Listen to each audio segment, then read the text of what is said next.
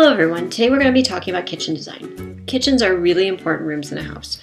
They say that kitchens sell a house, that they're so important and there's so much that go into them that people will look at buying a house just because of how nice the kitchen will be. So some things to take into consideration as you're planning out a kitchen or redecorating a kitchen, you really want to think about some of these things. First is, how much socializing are you going to be doing in your kitchen? Are you going to have guests over that are going to be in the kitchen with you as you're preparing food? That's definitely going to determine how much space you want. If you have a lot of people over and you're going to be socializing a lot in the kitchen, you probably want more space. How much entertaining do you do? Whether people are going to be in the kitchen socializing while you're cooking or just having a lot of people over. Maybe you like to have friends and family come over for big meals. You probably will need more space in the kitchen for that as well. How often will cooking take place? Are you the person who makes food every meal, every day? Or are you the person who only occasionally cooks? Again, if you don't cook very often, maybe you don't need a whole lot of space. A smaller kitchen might do just fine in your house. But if you spend a lot of time in the kitchen and you're preparing a lot of meals, you also probably want a lot of room. And what type of cooking? Are you preparing big meals, doing a lot of things from scratch, or are you preparing very simple meals? Again, will dictate how big of and how much space you want in your kitchen. As you're planning the kitchen, again, it's one of the most important spaces, so you really should spend some time and take into consideration everything that you are putting into the room. So some things to consider would be adjacencies. If you're planning out a whole house, this is looking at how you're setting up the nearness of two or more rooms. So for example, for a kitchen, you really want to think about how close that would be to your dining room. It's really could be a pain to have to carry hot food through multiple rooms to get to your dining room table.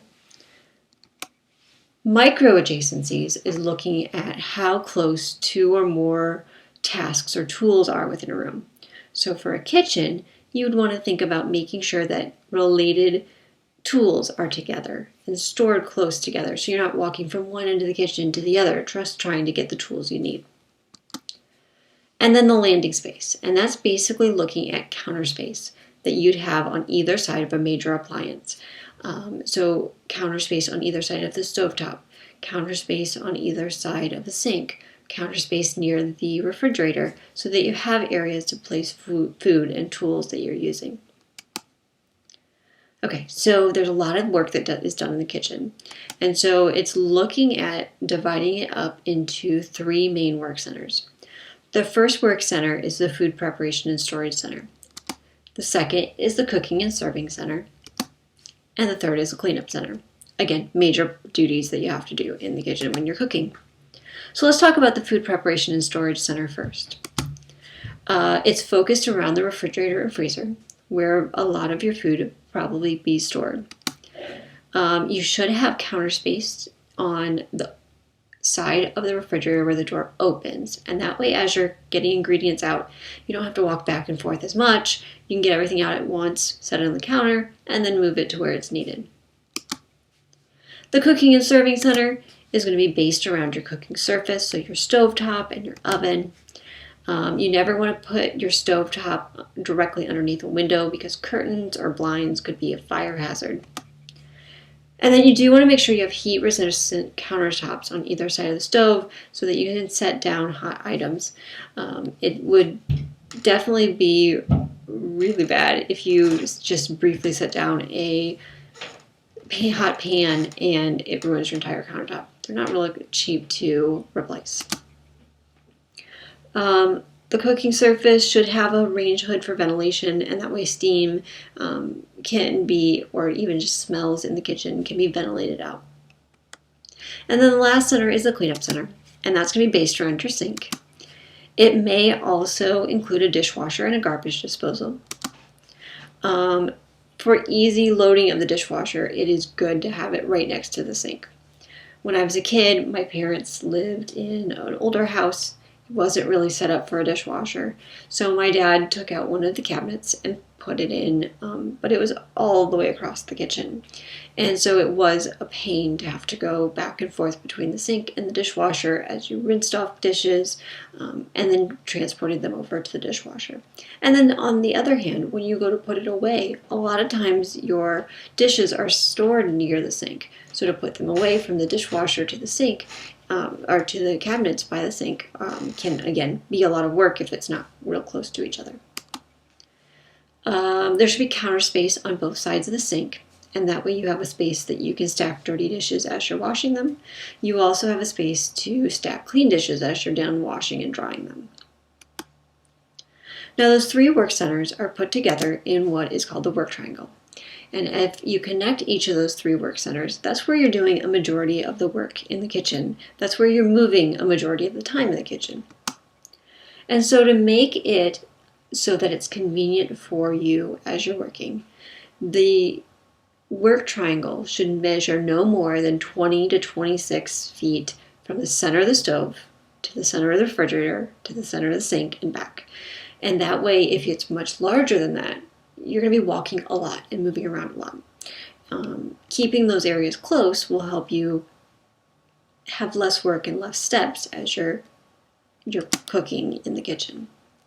You also want to make sure that you think of traffic patterns. How do people walk through the kitchen as they're getting just through the room?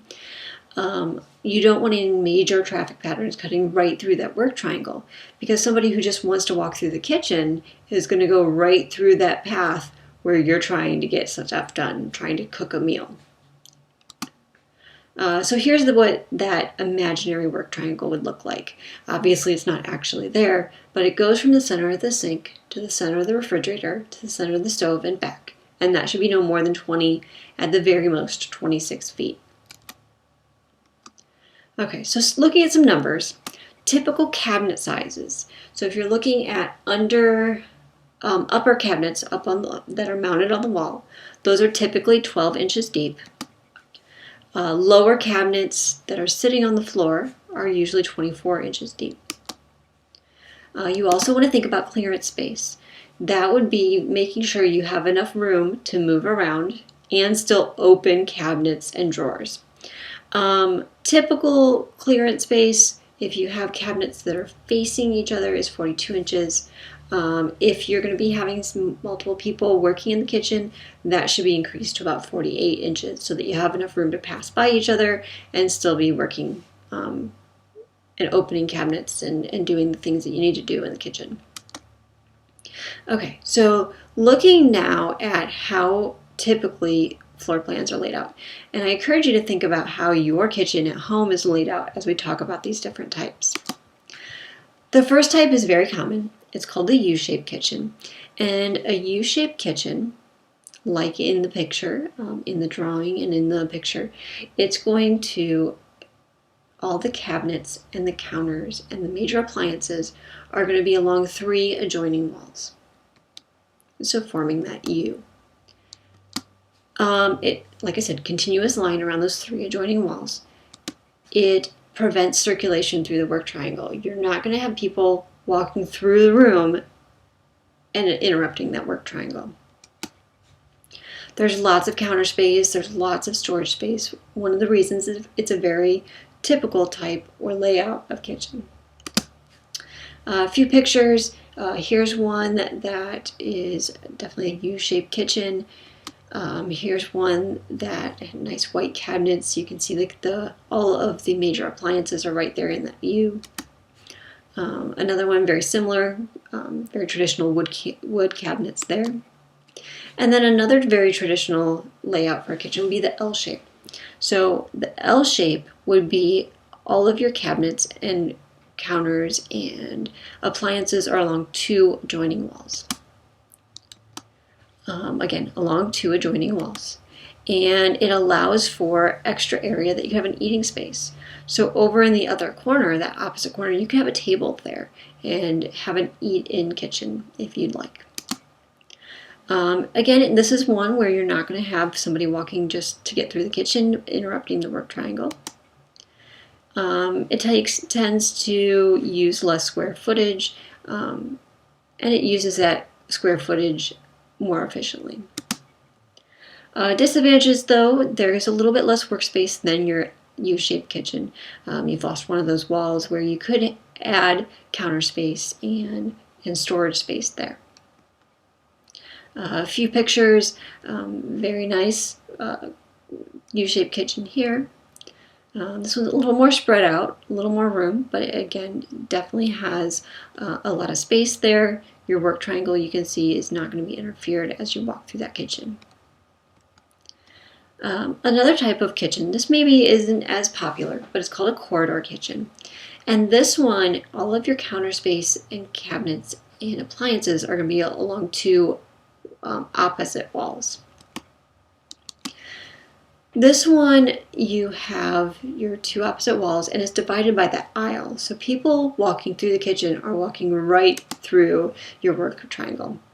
There's a lot of space for storage. There's a lot of space, counter space, that can be used efficiently.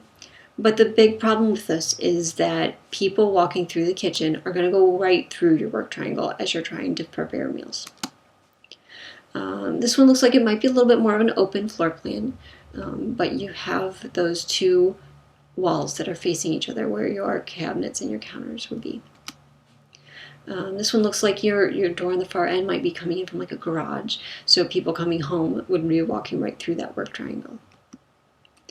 Okay, the peninsula kitchen can be a variation of the L-shaped kitchen or a U-shaped kitchen. A lot of times it's a U-shaped kitchen, and then off of one of the ends of that U shape, you have another counter space there, and that counter space could be extra storage where you have that cabinets and extra area where you can store your kitchen supplies, or it could be an eat-in area. I've seen a lot of kitchens where they have that peninsula where they have bar stools sitting there and people can sit at the counter and eat.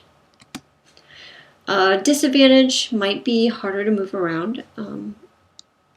It might be harder to get people to stay out of that area where you're working as well.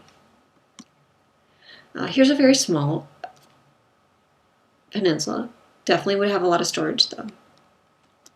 This one has the eat-in area that you could have people maybe even just sitting there talking as you're preparing food. Another one with an eat-in area that you could sit in. Maybe the whole family just sits at the peninsula to eat a meal. Another very nice one, again, eat-in area, but it does look like it has a lot of extra storage as well.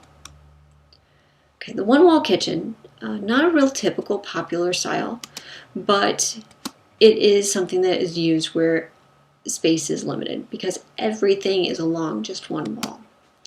It kind of widens out the work triangle. So yeah, it's more of a line, but you kind of use your imagination and you do have that longer work triangle there. All of the cabinets, appliances, countertops are along one wall. It tends to not give you very much space.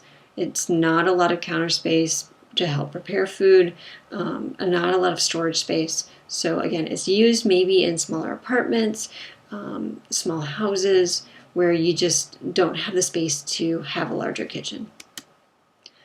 Again, this one seems fairly nice, but if you look at it, there's not a lot of counter space to help prepare food. This one's definitely a very small kitchen. It's even got smaller sized appliances, so if you are a person who likes to do a lot of cooking, this probably is way too small for you. If you don't cook a lot, it might be okay. Alright, an island kitchen. Again, can be a variation of one of the others. It could be a variation of a U shape, an L shape. It could even be a one-wall kitchen that the island adds a little bit more space for your room. It's a separate counter that stands alone, usually close to that center of the room. There should be 4 feet of space all the way around the island so that there's enough space to move around and still be able to open counters and get by someone else if there's multiple people working in the room. It definitely is a type of kitchen where you have plenty of counter space. It adds some extra counter space. It adds extra storage space. It tends to require more square footage so that you can fit the island in comfortably in the room. Few pictures. This one looks like it'd be movable. It wouldn't be something that would be a permanent fixture. It seems more like you'd have a little bit of extra counter space, not a whole lot of storage space, definitely more decorative. This one is a very large island. They have their sink in the island, an area where you could sit at the island and eat. A small island, but lots of extra storage, a little bit of extra counter space. Huge island here. This one has the sink and a stovetop in there. Lots of storage space, and it definitely would have an area that you could probably sit there and eat or talk to somebody as they are preparing meals. Another one that looks like it could be movable, but it would give you that extra storage area as well. This one has a sink in it as well. More storage space, more counter space. Nice countertop there. Again, another version of the island. Lots of possibilities to help add to your kitchen. So there you have it. That's what the kitchens that typical designs of a kitchen. So thinking about those, what is your kitchen like? Is it set up really well, or is it something that you'd like to change? And so that's what you'll be thinking about as you start to redesign a kitchen or redecorate a kitchen, or maybe coming up with a kitchen if you're building a house and designing it from scratch. So take those things into consideration, and we'll be looking at that as we start to design and look at more information about designing a kitchen.